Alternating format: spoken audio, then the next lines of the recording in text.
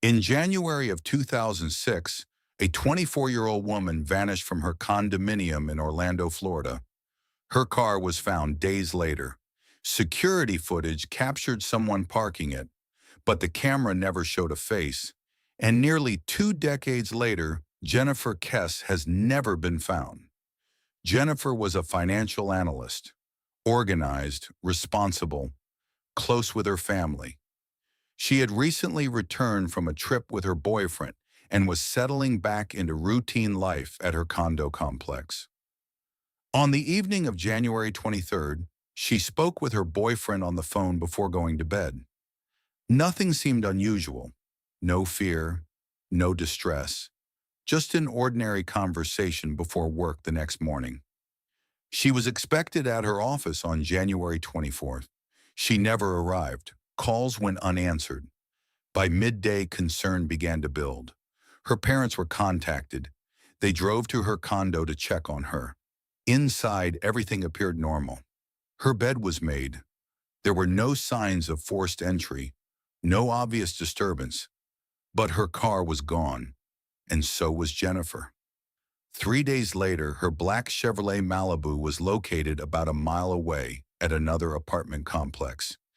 It had been parked there quietly, unnoticed. Surveillance cameras at the complex had recorded the vehicle being parked. The footage showed a person stepping out of the driver's seat and walking away from the car. The video was grainy.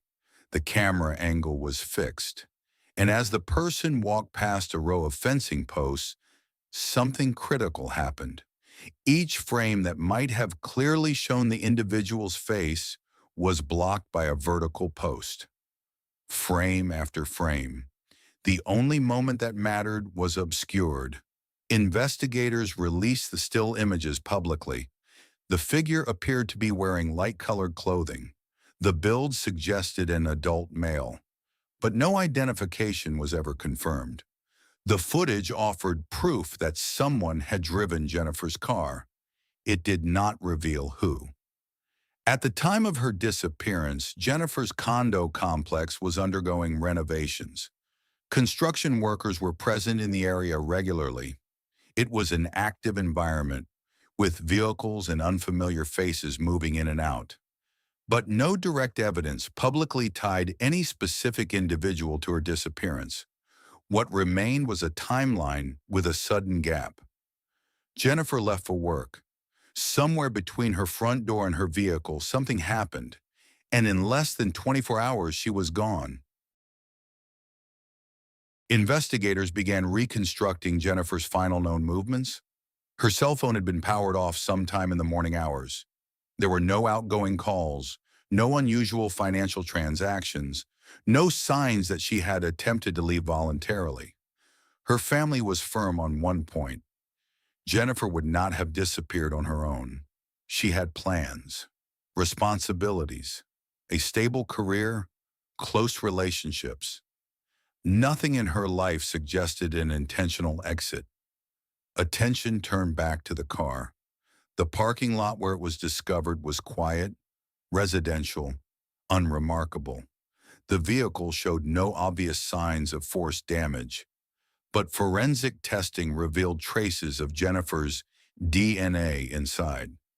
The person seen on surveillance had parked the vehicle calmly, not rushed, not frantic.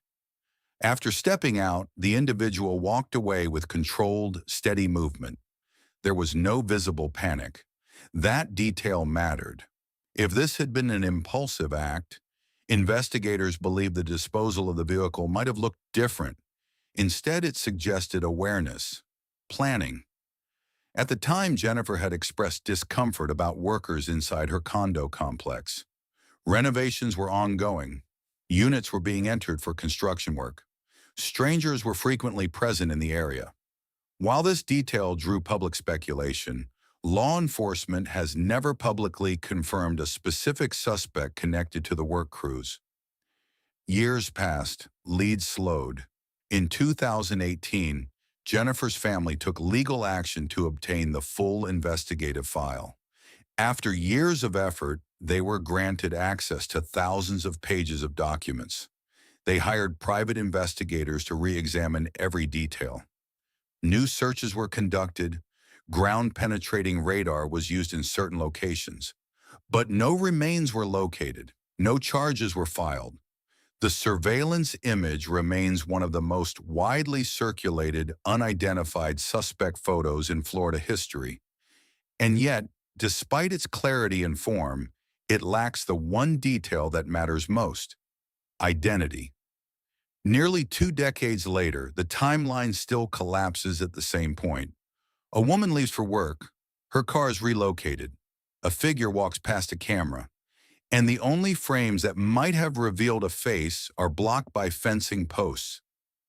Jennifer Kesse has never been found. No arrests have been made. Her case remains open, and the question that has defined it from the beginning still stands. How can someone vanish between their front door and their parked car in the middle of an ordinary morning without leaving a trace?